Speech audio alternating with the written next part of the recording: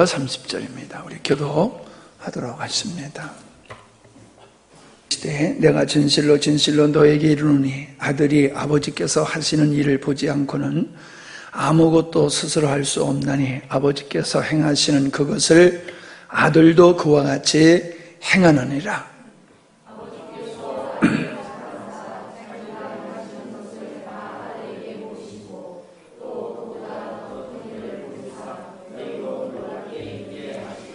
아버지께서 죽은 자들을 일으켜 살리심과 같이 아들도 자기가 원하는 자들을 살리느니라.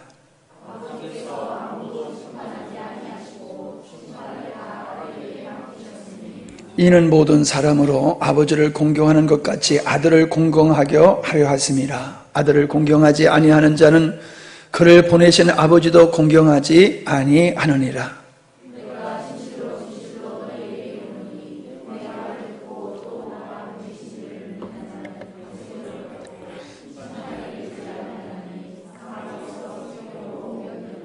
진실로 진실로 너에게 이르노니 죽은 자들이 하나님의 아들의 음성을 들을 때가 오나니 곧 이때라. 듣는 자는 살아나리라.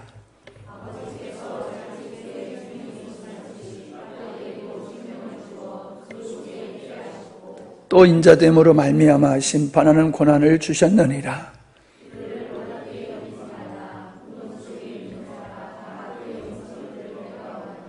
선한 일을 행한 자는 생명의 부활로 악한 일을 행한 자는 심판의 부활로 나오리라.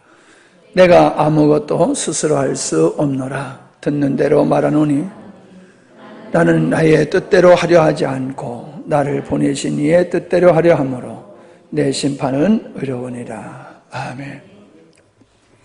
나정기 집사님, 차혜란 집사님은 좀 앞으로 좀 오세요.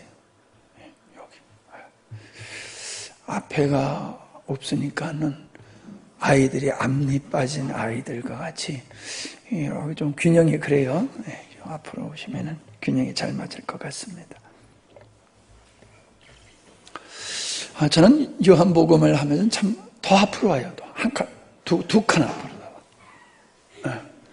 맨 앞으로 오려고 그러다가 지금 봐주는 거예요. 저는 요한복음을 이렇게 수요일마다 말씀을 나누면서 참 은혜를 많이 받습니다. 이 십자가의 복음, 온전한 복음을 이렇게 우리가 누리면서 그 십자가의 복음이라고 하는 관점에서 요한복음을 이렇게 쭉 보아나가니까는 얼마나 은혜가 되는지 몰라요. 여러분들 얼마나 은혜가 되시는지요. 자, 오늘 5장 19절부터 30절까지의 말씀을 가지고 생명과 심판이라는 제목으로 말씀을 우리가 살펴보도록 하겠습니다. 19절의 말씀에 보면은 예수님께서는 결코 자기 스스로 어떤 일을 하지 아니하시고 아버지께서 하시는 일을 했다라고 얘기를 하고 있지요. 아버지께서, 성부 하나님께서는 성자 예수님을 통하여 천지 만물을 창조하셨을 뿐만 아니라 그 창조의 의도를 예수님을 통해서 또 이루셨거든요. 하나님은 홀로 일하지 아니하시고 삼위일체 하나님이 창세 전의 의도를 함께 이루어 가시는 하나님이심을 우리가 볼 수가 있습니다.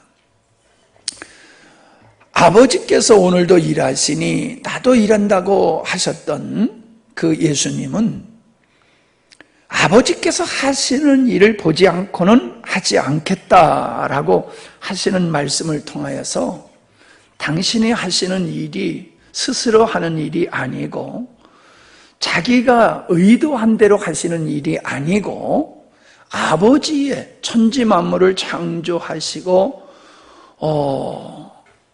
그 창조의 의도를 이루어 가시는 하나님의 경륜을 이루는 일에 있어서 당신이 그 일에 헌신하고 있다라고 말씀하고 계시는 것을 보게 되어집니다. 굉장히 중요한 말씀이지요. 그런 의미에서 38년 된 병자도 예수님은 고치신 것이고 이것은 하나님이 일하심에 순응한 것이다 라고 하는 것임을 볼 수가 있습니다. 즉 38년 된 자를 고치시는 이 역사는 사람을 살리는, 영혼을 살리시는 일이라는 거예요. 우리 입장에서 보면은, 하나님의 입장에서 보면은 하나님의 자녀들을 얻는 것이고, 우리 입장, 죄인 인간의 입장에서는 우리를 구원하시는, 생명 주시는 그 일을 아버지께서 하심을 보고 아버지 뜻임을 알고 예수님은 그 일에 순종하셔서 내가 최종적으로 십자가를 통하여서 이루게 될 이 일이 이렇게 사람들에게 생명 주는 일이다라고 하는, 살려주는 일이다라고 하는 것을 38년 된 병자를 고치심을 통하여 보여주시고 계심을 볼 수 있습니다. 26절에 보면요, 하나님께서 당신에게 생명이 있음과 같이 아들에게도 생명을 주어서 그 생명을 주시는 일, 살려내시는 일을 하고 계시다라고 하는 것을 우리에게 보여주고 있음을 봅니다. 지금 예수님이 하시는 일이라고 하는 것은 아버지와 나는 하나다라고 하는, 내 아버지라고 하는 아버지와 당신을 동등되게 여기시는 그 동등됨에 어떠한 분을 지금 보여주고 있는데, 그 부분이 생명에 관한 얘기를 하고 있다는 거죠. 참 이 생명이라는 말을 한마디로 제가 설명하기가 참 어렵다 하는 생각이 듭니다. 생물학적으로 죽고 사는 것으로 얘기하면 아주 단순하고 쉽지요. 그러나 여기서의 생명이라고 하는 것은 그런 차원의 생명이 아니라는 거지요. 하나님은 영원한 존재시죠. 그 하나님에게는 거룩함이 충만하시고, 하나님은 사랑이 충만하시고, 긍휼이 충만하시고, 죄가 전혀 없으신 그런 부분이 충만하시고, 무한하시고, 영원하시고, 그 하나님의 속성을 우리가 다 표현한다라고 하면 그걸 생명이라고 하지 않을까, 그런 생각을 해봅니다. 하나님은 죄가 없으시고 온전히 거룩하신 분이고 의로우신 분이고 참되신 분이고, 그 거룩함, 하나님의 거룩하심의 충만함, 그 거룩함을 추구하는 그 능력, 이런 것이 다 복합적으로 하나님의 생명이다, 이렇게 표현하면 어떨까? 저는 그렇게 생각을 해봅니다. 그냥 단순히 우리가 생각하는 생물학적인 생명만으로 얘기한다라고 하면 너무나 주님이 생명이시라고 하는 부분에 미치지를 못하는 것이고 설명을 하지 못하는 것이다, 저는 그렇게 봅니다. 우리는 24절에서 사망에서 생명으로 옮겨졌다 하는 말씀을 우리가 볼 수 있지요. 구원을 얘기하고 있는 거잖아요. 근데 그 구원이라고 하는 것을 사망에서 생명으로 옮겼다라고 하는 것은 마귀의 세력, 마귀의 권세, 마귀의 통치 아래에 있었고 죄를 추구하고 사망을 향하여 나아가던 그러한 성향, 그런 자리에 있었던 자를 하나님을 알고 하나님을 사랑하고 하나님을 추구하고 신령한 것을 추구하는 하나님과의 친밀한 관계 속으로, 하나님의 자녀된 관계 속으로 옮겨졌다는 것을 말하고 있는 거잖아요. 그걸 사망에서 생명으로 옮겨졌다라고 표현하고 있음을 보게 되어집니다. 그러니까 우리가 그냥 단순하게 생명이라고 하는 것을 생물학적으로만 생각하면은 안 된다라고 하는 거지요. 의욕이 넘치는 것도 생명력이 넘치는 것이라고 이렇게 표현할 수 있잖아요. 소망이 없고 좌절과 낙담에 있는 것은 그건 생명으로 표현할 수가 없잖아요. 꿈이 있고 소망이 있고 자신감이 있고 열심이 있는 이런 부분들은 생명에 충만한 자다라고 표현하지 않습니까? 그러니까 하나님은, 하나님의 생명이라고 하는 것은 하나님에 속한 그 모든 것들이다. 그리고 또 하나님과의 관계 속에서 하나님의 것이 우리에게 주어지는 그 하나님의 우리에게 주어주시는 그 하나님에 속한 것들, 그런 걸 총칭해서 저는 생명이라고 표현하면 적합하다라고 생각을 합니다. 하나님은 당신의 뜻을 아들이신 예수님을 통해서 이루게 되셨는데, 바로 당신과 동일한 그러한 동등한 예수님을 통하셔서 하셨고, 우리 예수님은 아버지 뜻에 순응하심으로 말미암아 이루심과 같이 지금 이 성경의 십자가의 사건, 그러니까 예수님의 성육신하여 아버지 뜻을 이루기 위해서 오셨던 그때와 같이, 그래서 예수님을 통해서 그때 아버지 뜻을 이루심과 같이 2000년이 지난 지금도 아버지는 일하시고 누구를 통해서 아버지는 일하신다는 거예요. 예수님을 통해서 당신의 뜻을 이루셨듯이 지금도 누구를 통해서 이루신다는 거죠. 하나님은 홀로 역사하시질 않는 분이에요. 우리는 로마서 8장 17절에 보면은 이런 말씀이 있음을 보게 되지요. 자녀이면 또한 후사, 곧 하나님의 후사요 그리스도와 함께한 후사니 우리가 그와 함께 영광을 받기 위하여 고난도 함께 받아야 될 것이니라. 하나님의 자녀이기 때문에 하나님의 자녀로서 누리게 될 무한한 영광이 우리 앞에 있는데, 그 영광에 동참할 자는 오늘 그 하나님의 자녀이기에 어떠함에 참여하는 고난이 있어야 된다는 거죠. 예수님이 아버지 뜻을 이루기 위해서 십자가라는 고난을 참여했듯이 구원받은 하나님의 자녀들은 아버지 뜻을 이루는 그 고난에 참여하는 것이 맞다라고 바울은 이야기하고 있는 겁니다.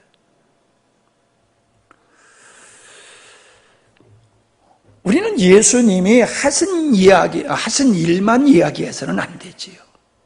바로 예수님이 하셨던 그 일이 교회가 할 일이고 우리가 할 일이라는 사실을 우리가 망각해서는 아니 됩니다. 구원주이신 하나님이 하실 일이지 우리는 그냥 누리는 자리에 있다라고만 생각하는 것은 이건 아닙니다. 자, 보세요. 19절에 보면은 보지 아니하고는, 19절에 아버지께서 하시는 일을 보지 않고는, 그런 말씀이지요. 20절을 보세요. 아버지께서 아들을 사랑하사 자기가 행하시는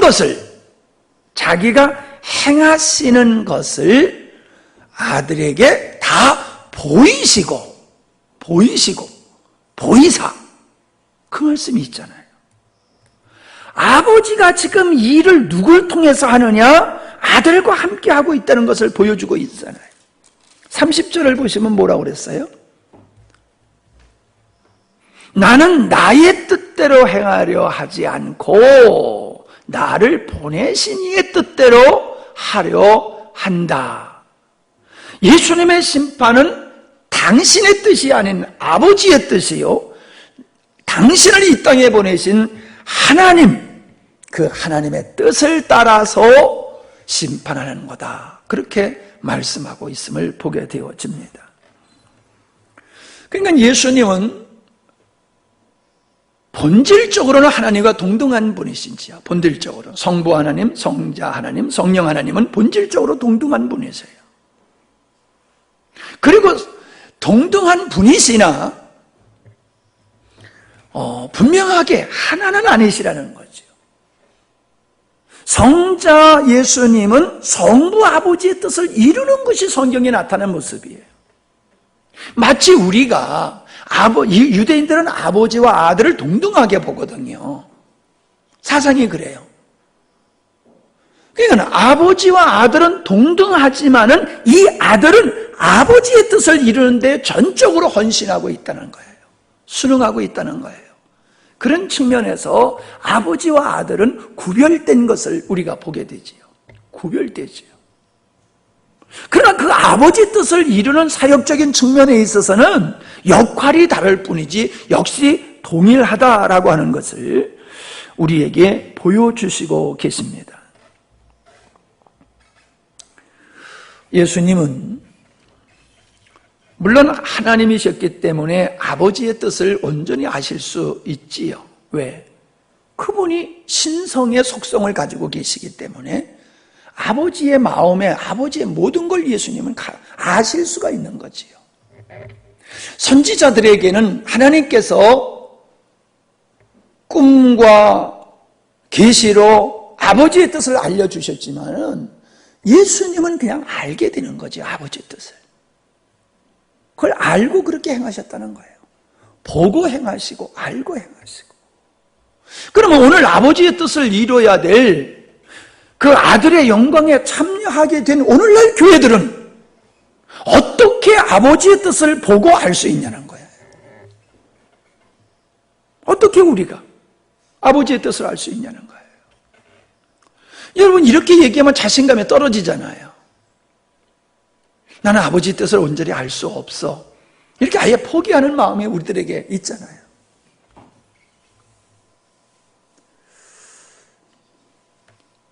예. 그러나 우리는 요한계시록에서 성령이 교회들에게 하시는 말씀을 들을지어다라고 하는 말씀이 요한복음 1장의 맨 마지막에 등장하는 것을 보며 7 교회에게 말씀하신 후에 교회에게 하시는 음성을 귀 있는 자는 들을지어다 라고 말씀하심을 우리가 볼 수가 있습니다. 우리는 성령의 역사를 통하여 아버지가 하시는 일을 보고 아버지의 말씀과 아버지의 뜻을 분별할 수 있는 능력이 하나님의 자녀들에게는 있다는 겁니다. 성령으로 구원받은 자는 성령으로 하나님의 뜻을 알 수 있고 주님의 음성을 들을 수 있다는 거죠. 성령께서 우리를 향하여 말씀하시는 방법은 다양합니다. 그러나 가장 중요한 게 뭡니까? 기록된 말씀입니다. 두 번째는 그 말씀을 통하여 우리 마음속에 이해가 되어지고 깨달아지고 믿어지게 하는 역사가 성령이 하시는 역사라는 거예요. 내가 기도하다가 묵상하다가 말씀을 듣다가 누구하고 교제하다가 그런 과정 속에서 우리는 자연을 보면서도 주님의 일하심을 볼 수 있고 주님이 우리를 향하여 말씀하시는 것을 우리는 캐치할 수 있다는 거예요. 하나님의 영이 없는 사람은 몰라요. 귀에다 대고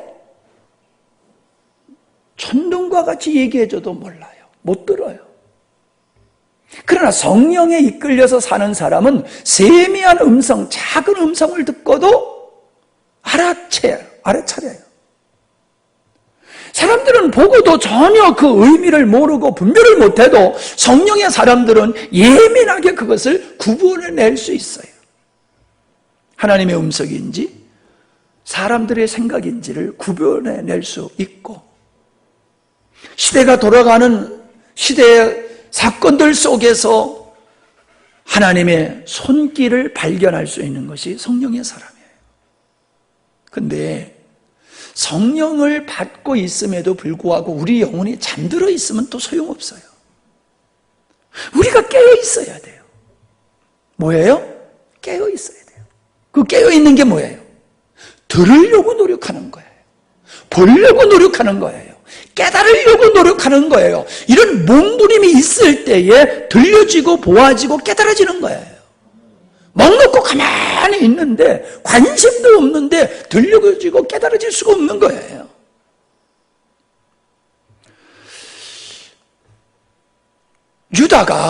가룟 유다가 말씀이 없어서 그렇게 마지막에 예수님을 배발하는 자리로 가야 됐습니까? 하나님의 능력과 역사를 보지 못해서 그는 거듭나지 못했습니까? 그는 보았어요. 그는 들었어요. 그 생명이신 주님과 3년 동안이나 함께 했어요. 그것도 가장 중요한 회개를 맞는 일을 그가 했어요. 그러나 그는 보지 못했어요. 예수님을 보지 못했어요. 예수님을 통하여 하나님의 음성을 듣지를 못했어요. 그러니까 예수님과 함께 하지만은 그는 여전히 옛날 옛사람이었어요. 그래서 망한 거예요. 저는 예수님 당신도 그렇고 구약에서도 그렇고 신약에서도 성령께서는 기록된 말씀을 가지고 교회 안에서 다양한 모습으로 우리에게 말씀을 하지만은 그걸 볼 수 있는 눈과 들을 수 있는 귀가 없다는 거예요. 구약시대에 멸망받을 자들에게 하나님께서 경고의 메시지로 예고의 메시지로 회개하고 돌이킬 수 있는 기회로 선지자를 보내서 말씀을 했지만은 그들은 그 말씀을 듣고 깨닫지를 못했어요. 그냥 농담으로 여겼어요. 미친 소리로 여겼어요. 그래서 멸망했어요. 오늘도 마찬가지입니다. 오늘도 성령이 역사하시고 오늘도 성령께서 주의 종을 통하여 말씀하시고 다양하게 말씀하시지만은 오늘날 그 말씀을 들을 수 있는 귀를 가진 사람들이 많지를 않다는 거예요. 보고 듣고 분별할 줄 아는 자가 없다는 거예요. 죽는다고 경고를 해드려도 전혀 어떠한 반응이 없는 마치 진짜 죽은 사람과 같은 모습으로 있는 거지요. 이게 오늘 우리가 살고 있는 이 시대의 모습이다라고 하는 겁니다.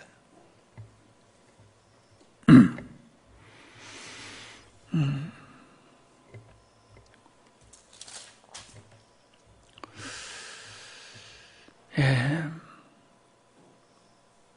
20절을 보면은요, 아버지께서 아들을 사랑하사 자기가 행하시는 것을 다 아들에게 보이시고 또 그보다 더 큰 일을 보이사 너희로 놀랍게 여기게 하시겠다.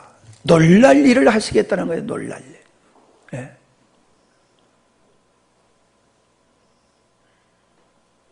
(28) 28절에도 보니까는 이를 놀랍게 여기지 말라.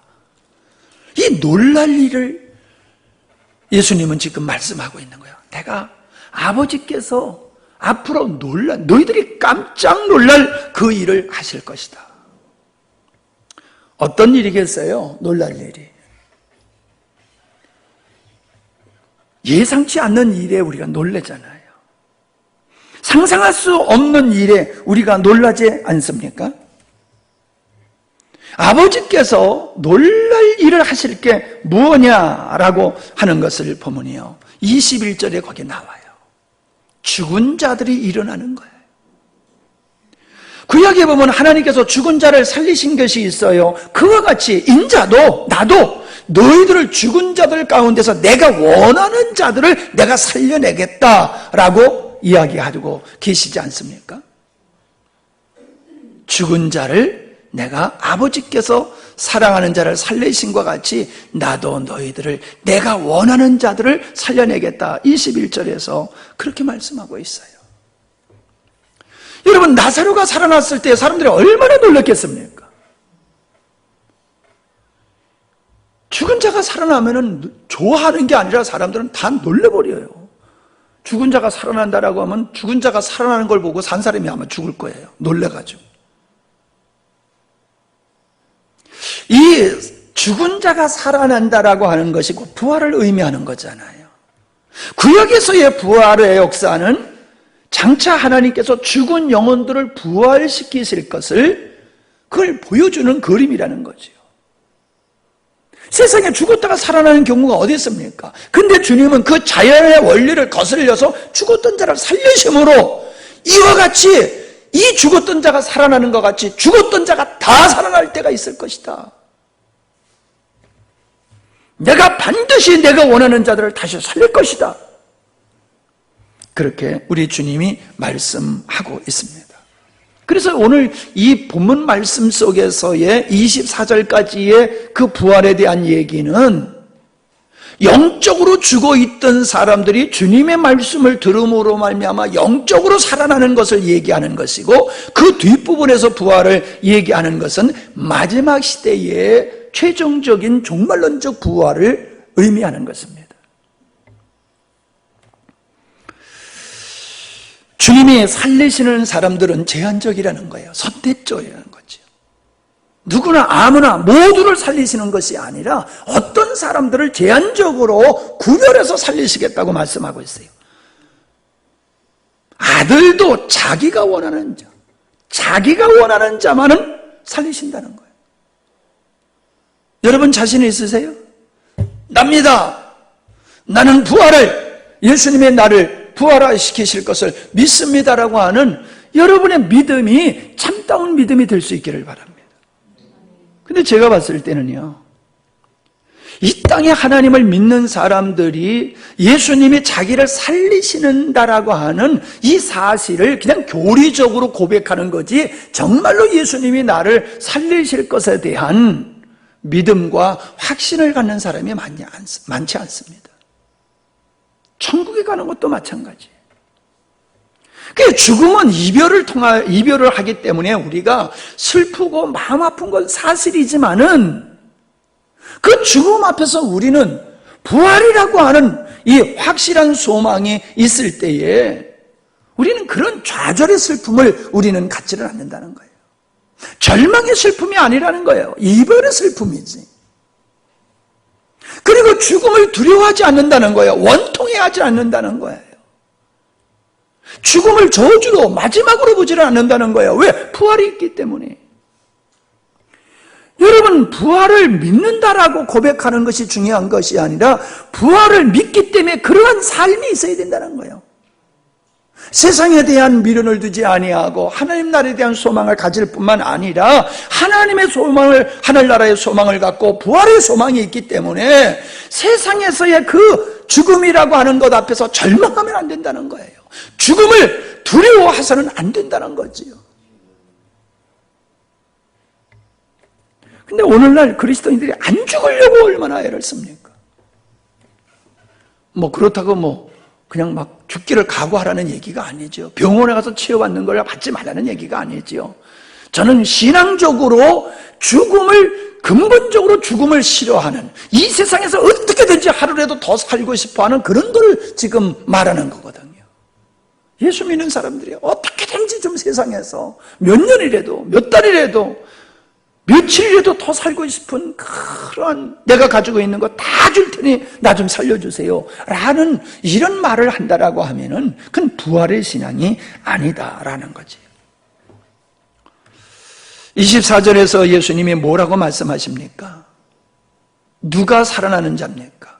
누가 영생에 들어가는 자입니까? 누가 부활에 참여하는 자입니까? 내 말을 듣고 또 나 보내시는 이를 믿는 자다. 믿음은 들음에서 나며 들음으로 구원에 이른다고 로마서에서 말씀하고 있잖아요. 그거예요. 예수님 당시에도 예수님의 말씀을 듣고 깨닫는 자는 살아나는 거예요. 오늘도 성령이 우리에게 기록된 말씀을 가지고 우리에게 역사하실 때에 그 음성이 들려지는 자는 영원히 살아나는 거예요. 사망에서 뛰쳐나오게 돼 있어요. 주님 앞으로 뛰쳐나오게 되어 있단 말입니다. 25절에서는 뭐라고 말씀하고 있습니까? 하나님의 아들을 음성을 들을 때가 온다. 곧 이때라. 듣는 자는 살아나리라. 하나님의 말씀을 듣는 자는 살아나게 되어 있어요. 그러나 하나님의 말씀을 들어도 보아도 그냥 소리로만 듣는 것이지 그게 하나님의 음성으로 들리지 아니하고 그 말씀이 나에게 생명으로 다가오지 아니하면 하나님의 말씀을 못 듣는 거예요. 귀로 들어도 영으로 듣지 못하면은, 영적으로 알아듣지 못하면은 못 듣는 거예요. 분명히 말씀했어요. 하나님의 음성을 듣는 자는 살아난다. 하나님의 말씀을 듣고 깨닫는 자는, 하나님의 말씀을 듣는 자는 사망에서 나오게 돼 있고요. 그는 하나님을 향하여 달려갈 수밖에 없는 거예요. 이 것을 벗어버리고 새 옷을 입고 하나님을 향하여 전력 질주할 수밖에 없는 거예요. 듣는 자가 살아나리라. 그 영혼이 살아나서 영적인 활동, 영적인 삶을, 육신을 가지고 살아나는 삶으로 바뀌어질 바뀌어지는 거예요. 근데 삶이 안 바뀌어져. 예수님을 믿고 말씀을 맨날 들어도 삶이 안 바뀌어져. 그 사람은 어떤 사람이에요? 말씀을 듣지 못하는 사람. 하나님의 말씀을 듣지 않는 사람은 변화가 일어나지 않아요. 하나님의 말씀을 듣는 사람들은 그 말씀 앞에 부서지고 깨어지고 새로워지는 역사가 일어나지요. 심령이 변화되어서 그 삶이 바뀌어지는 역사가 일어나지요. 그게 살아나는 거예요. 하나님의 말씀이 선포되면 그 말씀이 운행해서 말씀에 의해서 살아나는 역사가 있어야 돼요. 그게 맞는 거예요. 그게 살아있는 자예요. 그게 하나님의 말씀을 듣는 자예요. 여러분은 어떻게 생각하십니까? 여러분이 볼 때 오늘 이 시대에 크리스찬들이 하나님의 말씀을 듣고 살아나는 역사가 있습니까? 하나님의 말씀을 듣고 세상을 이길 만한 능력이 막 솟아오릅니까? 좋은 길을 가면서도 기뻐하고 즐거워하고 감사하며 가는 역사가 일어나고 있습니까? 어떻게든지 영혼을 사랑하고 영혼을 구원하고 영혼을 세우고자 하는 이 살아나는 역사가 있느냐 말이에요. 그냥 지나가는 바람과 같이 하나님의 말씀이 한 귀로 들어와서 한 귀로 흘러가 버리고 남는 건 아무것도 없고 변화는 아무것도 없어요. 그냥 말씀이 성경 시간, 설교 시간이 예배의 한 순서에 지나지 않는 거예요. 목사님이 어떤 얘기를 하든지 관심이 없어요. 생명의 얘기를 하든지 육의 얘기를 하든지 관심이 없어요. 그냥 나는 예배에 참석하는 데 의의를 두고 있는 사람들이 얼마나 많습니까? 이 말씀이 하나님께로 온 말씀인지 깊이 베레아 사람들과 같이 이 말씀의 의미가 뭔지 깊이 그 말씀을 의미할 때에 그 말씀이 들려지는 거란 말이에요.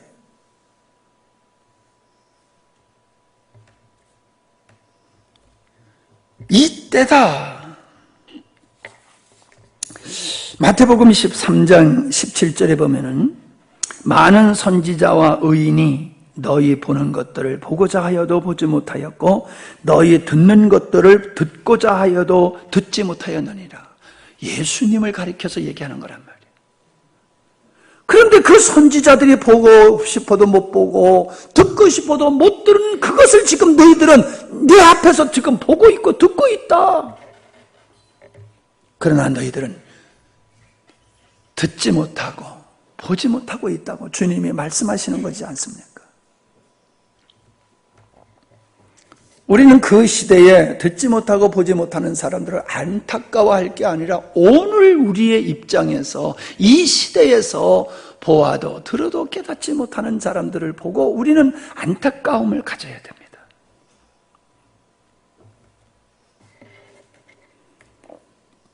아무리 진리로 얘기하고 아무리 사랑으로 얘기해도 소한테 경일게예요. 안 들려요. 듣지를 못해요. 당신 죽어. 그래도 아무런 감동이 없어요. 당신이 사는 길은 이 길이야. 아무런 반응이 없어요. 그리고 그냥 자기 길을 계속 가요. 자기 길을 계속 가요. 그게 죽은 자의 특징이에요. 부활의 새로운 교회 시대 속에서 성령이 교회들에게 하시는 말씀을 듣고 깨닫는 것은 그게 복 있는 자인 줄로 믿습니다. 복 있는 자예요. 27절에 보면 예수님께서 심판주이신 것이 나옵니다. 예수님의 심판주예요. 우리가 요한복음 3장 16절로 17절을 보면 하나님이 세상을 이처럼 사랑하사 독생자를 주셨으니 이는 저를 믿는 자마다 멸망치 않고 영생을 얻게 하려 하십니다. 하나님이 그 아들을 세상에 보내신 것은 세상을 심판하려 하심이 아니요 저로 말미암아 세상의 구원을 받게 하려 하십니다. 이 일을 위해서 예수님이 이 땅에 오셨고 십자가를 지셨다는 겁니다. 구원을 위해서, 하나님의 자녀를 삼기 위해서, 아버지 뜻을 이루기 위해서. 그러나 마태복음 3장에 보면 그 예수님이 마지막 시대에 이 땅에 올 때는 다 사장마당에서 키를 들고 알곡과 쭉정이를 가려서 쭉정이는 불 가운데 던지고 알곡만 곡간으로 드리는 농부로서 그렇게 이야기를 하고 있음을 보게 되어집니다. 사랑의 하나님, 공의로운 하나님, 그렇기 때문에 하나님은 우리에게 구원의 기회를 주실 뿐만 아니라 구원의 은총을 받아들이지 않는 사람들을 향해서는 반드시 그들은 심판을 받게 된다는 거지요.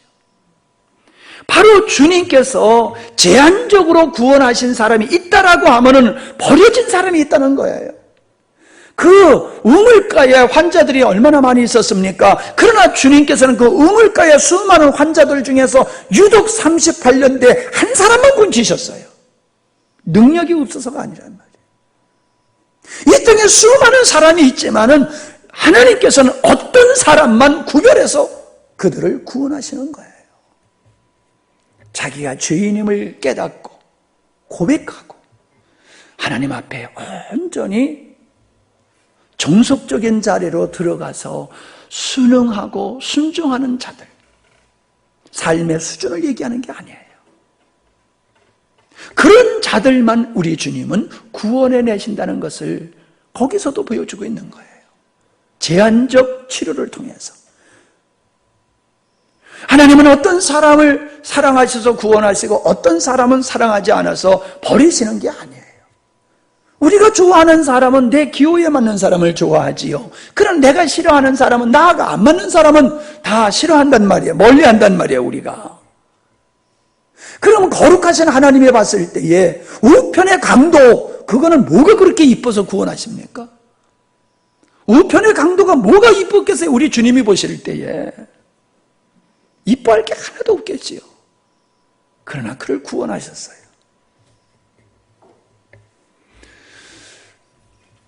우리가 어떠한 생활적으로, 환경적으로, 도덕과 윤리적으로 우리가 깨끗하고 하나님 보시기에 의로우니까 구원하시는 게 아니에요.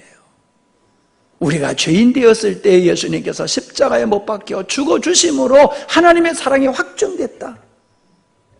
우리가 어떤 죄인이든지 간에 내가 죄인임을 인정하면 하나님은 그에게 구원을 베푸시는 거예요. 은혜와 자비를 베푸시는 거예요. 근데 내가 무슨 죄인이야? 라는 사람은, 그렇게 자기가 의롭다고 생각하는 사람은 우리 주님이 모른다고 하신다는 거예요. 모른다고 하신다는 거예요. 여러분, 솔직히 여기 앉아 계신 분만 아니라 예수님을 믿는 사람들은 다 자기 믿음이 구원받을 믿음이라고 믿습니다. 예, 구원받을 믿음이겠지요. 저는 아니라고 말하고 싶지 않습니다. 그러나 구원이라는 과정으로 표현으로 보지 말고 그가 건강한 신앙이냐 건강하지 않는 신앙이냐라는 관점에서 보게 되면요, 이건 엄청난 차이가 난다는 거예요. 예수님은 아버지 뜻을 이루기 위해서 이 땅에 오셨고 아버지 뜻을 따라서 십자가에 못 박혀 죽으셨어요. 그게 하나님의 아들이신 예수님이 보여준 삶이에요. 그게 하나님의 아들이에요. 우리가 예수님을 믿고 구원받았다고 해서 하나님의 아들이라고 하면은 우리도 예수님과 같은 그 아들의 모습을 가지고 살아야 된다는 거지. 나는 아들이야 라고 하면서 아들로서의 삶은 우리는 전혀 신경 안 쓰고 살아간다라고 하면 그 무슨 아들이 그래요? 아버지가 그런 아들 원하시겠어요? 그런 아들 되라고 구원하셨겠어요? 그건 건강한 신앙이 아니에요. 분명코 저는 구원에 대해서는 말할 수 없어요. 그러나 분명코 그건 건강한 신앙이 아니에요. 아버지가 원하는 신앙이 아니에요. 생명에 있는, 생명에 풍성한 신앙은 아니라는 거예요. 내가 하나님을 아버지라 부르면서 여전히 세상을 그리워하는 그 루세처와 같은 마음을 가지고 우리가 이 세상에서 산다라고 하면은 그건 부끄러운 모습이지요. 마치 고멜과 같이요. 예, 우리는 깊이 생각해야 됩니다. 예수님의 아버지의 뜻을 철저히 순응하며 이루셨던 그 모습 속에서 오늘날 구원받은 하나님의 백성, 그 예수님의 생명을 가진 자들의 삶이 어떻게 되어야 되느냐라고 하는 것을 우리에게 보여주고 계시다는 거예요. 여기 부활에 대한 얘기를 하고 있지 않습니까? 악한 일을 한 사람은 심판의 부활로, 선한 일을 행한 사람은 생명의 부활로 나올 것이다. 마지막 예수님이 이 땅에 재림할 때에는 누구든지 다 살아난다는 거예요. 다시금. 믿음을 가진 자나 믿음을 갖지 않는 자나 다 사망이 그를 내놓을 수밖에 없다는 거예요. 요한계시록에서 얘기했잖아요. 사망이 내놓는단 말이에요. 다 부활하게 된다는 거지요. 근데 부활의 목적은 다르다는 거예요. 생명의 부활에 속한 사람이 있는가 하면은 심판의 자리에 들어가기 위해서 부활하는 사람이 있다라고 얘기를 하고 있다는 거예요. 내가 원하든지 원치 않든지, 인정하든지 인정하지 않든지, 싫어도 좋아도 다시 부활해야 되고, 그 심판은 내가 인정하든지 않든지 하나님이 선포하는 대로 갈려진다는 거예요. 믿습니까? 교리로만 믿으면 안 돼요. 교리로만 믿으면 안 돼요. 그 믿음이 있기에 우리는 생명의 부활을 향해서 살아가는 삶이 있어야지, 생명의 부활을 믿는 사람이지 교리로만 얘기하고 실질적인 삶 속에서는 관심 없이 오직 이 세상의 것만 바라보고 산다라고 하면은 그 사람은 틀림없이 여기서 말하고 있는 악한 일에 마음을 뺏긴 자일 거예요. 악한 일이라고 해서 남에게 못되게 한 것만을 생각하면 안 돼요. 늘 우리는 성경을 인간적인 관점에서 본단 말이에요. 그러나 성경에서 죄가 뭐냐라고 하는 걸 우리가 알듯이 성경에서 말하는 악이라고 하는 것은 도덕과 윤리와 남한테 해를 끼치는 행위이기 전에 하나님과 상관없이 오직 자기를 위해서 살아간 그 아담의 죄를 따라서 살아가는, 그렇게 행한 사람들은 다 심판의 부활로 다시금 살아날 것을 말씀하고 있다는 거죠. 두려운 거예요. 구원이라고 하는 게 그렇게 단순한 게 아니에요. 그냥 예수 믿으면 천국 가게 돼, 그렇게 단순한 게 구원이 아니에요. 예수님을 믿는다라고 하는 것은 예수님이 내 주인이 되어지는 거고, 예수님이 나의 구세주라고 하는 것은 나는 그분에게 영원히 종속되고 절대적인 순종하는 자요, 그분이 나의 인생의 목적이 되어지는 그 믿음이 구원의 믿음이고요, 그 믿음이 선한 일이라고 그렇게 표현하고 있는 거예요. 보세요. 안 믿는 사람 지멋대로 살잖아요. 근데 왜? 예수 믿는 사람은 어때요? 역시 제멋대로 살아요. 그 제멋대로 사는 게 뭐예요? 안 믿는 사람은 무한대로 그냥 막 살아가는 거고, 믿는 사람은 자기가 스스로 요만큼은 살아야 돼. 적어도 예수 믿는 사람이니까. 이걸 벗어나면 안 돼. 그래서 자기가 나름대로 선악을 구별해 놓고 그 틀 속에서 살아가는 거예요. 그게 제 맘대로예요. 우리는 우리가 정한 테두리, 범주 내에서 살아가는 게 아니에요. 하나님의 주권과 하나님의 절대적인 권위 앞에, 생명이신 그분 앞에 우리는 절대적으로 종속적이고 의존적이며 순종하는 삶을 살아가야 되는 거예요. 우리는요, 목숨은 주님 앞에 내놓겠다고 하면서 돈은 못 내놔요. 목숨을 내놓겠다고 하면서 네 땀 흘려 수고 좀 해라 그러면 못해요. 그거는요, 말이 안 되는 거예요. 우리는 불신자만 내 멋대로 산다라고 생각을 하는데 아닙니다. 하나님의 음성을 들은 예수님은 오직 아버지 뜻 앞에 절대적으로 순종했듯이, 구원받은 하나님의 사람들은 성령의 음성을 듣고 성령이 인도하시는 대로, 어린 양이 이끄는 대로 우리는 순종하며 살아가는, 그것이 선한 일이다라고 하는 것을 성경에서는 우리에게 말씀해 주고 있음을 보게 됩니다. 우리는 3장 20절로 21절에 보면은 빛이신 예수님 앞에 나오는 사람이 있고 빛이신 예수님 앞에 나오지 않는 사람이 있음을 살펴보았습니다. 빛으로 나오지 않는 사람은 빛을 미워하는 사람이라고 그랬어요. 악을 행하는 자마다, 악을 행하는 자마다 빛을 미워하여 빛으로 오지 아니하나니 이는 그 행위가 드러날까 하며 자기의 악한 행위를 고집부리는 거예요. 옳다고 의롭다고 고집부리는 거예요. 그리고 거기서 떠나지 않는 거예요. 나오지 않는 거예요. 그러나 하나님께 순종하는 사람들은 자기의 순종을 의로 생각하는 거예요. 하나님 앞에 나는 할 게 아무것도 없어. 그 자체는 오직 그냥 아버지 앞에 순종할 뿐입니다. 이번에도 서울 가서 참 사역을 하면서 하나님의 말씀을 주시고 은혜를 주시는 걸 이렇게 경험하면서 너무 죄송하더라고요. 하나님 앞에 기쁘고 감사하기보다도요 마음속에 죄송함이 생겨요.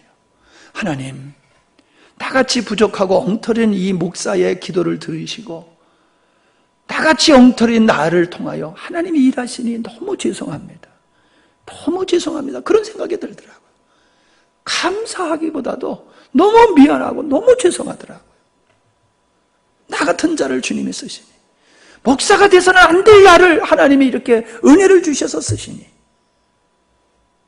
세상의 높은 사람들에게 하나님의 말씀을 권위 있게 전하게 하고 그들이 그 말씀 앞에 은혜를 받고 그들이 하나님의 은혜로 나오는 모습을 보면서 나같이 못나고 부족한 자를 써주시는 하나님의 은혜가 얼마나 고마운지 몰라요. 우린 그걸 자랑해야 돼요. 나를 자랑하는 게 아니에요. 나 같은 자를 사랑하시는 하나님, 나 같은 자를 들어서 쓰시는 하나님, 나 같은 자를 통하여 아버지 뜻을 이루시는 하나님 앞에 너무 죄송스럽고 너무 미안한 마음으로 우리가 살아야 되지 않느냐. 이 전도사가 쓴 글을 보니까는 그런 얘기가 있자. 여러분도 읽어보셨는지 모르겠어요. 들에서 일하고 집안에 들어와서 또 수종드는 그 종과 같이 난 살고 싶다. 뭔가 누리고 뭔가 인정받는 것이 아니라 끝까지 아버지 주인을 위해서 낮이고 밤이고 쉴 새 없이 주인 곁에서 주인의 뜻을 위해서 헌신하는 순종하는 그 종과 같은 삶을 살고 싶다. 그렇게 써놓은 글을 읽으면서 참 주님의 마음을 가졌다. 주님의 마음을 가졌구나. 그런 생각을 받으면서 은혜를 받았습니다. 우리 주님은 심판자로 30절에 분명히 말씀하고 있습니다. 나의 뜻대로 하지 아니하고 나를 보내신 아버지의 뜻대로 행하시는 거기 때문에 예수님의 심판은 하나님의 심판이며 공의로운 심판이라는 거예요. 듣는 대로 아버지께서 듣는 대로 하신다. 아버지의 뜻대로 하신다. 우리의 삶의 기준을 얘기하고 있는 겁니다. 우리의 삶의 기준을 얘기하고 있는 거예요. 보지 못하고 듣지 못하고 예수님을 믿는다라고 하는 것은 이거는 눈을 갖지 않고 사는 것과 똑같은 거예요. 귀와 눈을 완전히 봉해버리고 사는 생활과 똑같은 거예요. 생각해 보세요. 듣지도 못하고 보지도 못하는 사람이 뭔 일을 할 수 있으며 뭘 제대로 할 수 있겠습니까? 우리 하나님의 사람들은 아버지의 음성을 들어야 돼요. 아버지의 뜻을 우리 가슴으로 깊이 우리는 느끼고 저리는 마음으로 그 아버지의 뜻을 이루고자 하는 이런 삶이 이게 건강한 그리스도인의 삶이에요.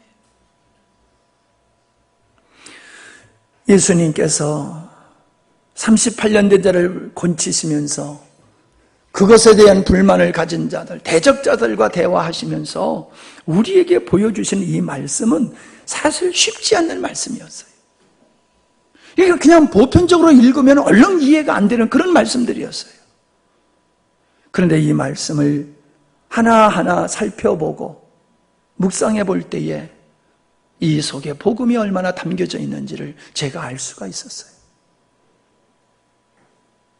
그런 말씀을 가지고 오늘 우리와 이 시대의 신앙을 우리가 평가해 볼 때 너무나 안타까운, 정말로 안타까운 그런 현실이다라고 하는 걸 느낄 수가 있었어요.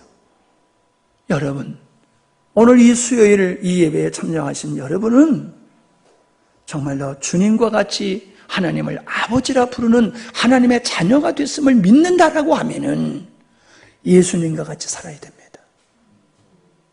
아멘? 예수님과 같이 사는 게 그게 당연한 거예요. 여러분이 구원받았다라는 확신이 있고 구원받았다는 감사가 있다라고 하면은 여러분은 그 삶이 예수님과 같이 사라져야지 되는 겁니다. 그냥 사라져야지 되는 거예요. 그게 건강한 그리스도인, 구원받은 증표다라고 하는 겁니다. 기도하시겠습니다. 우리 함께 기도하는 시간을 가져보도록 하면 좋겠습니다.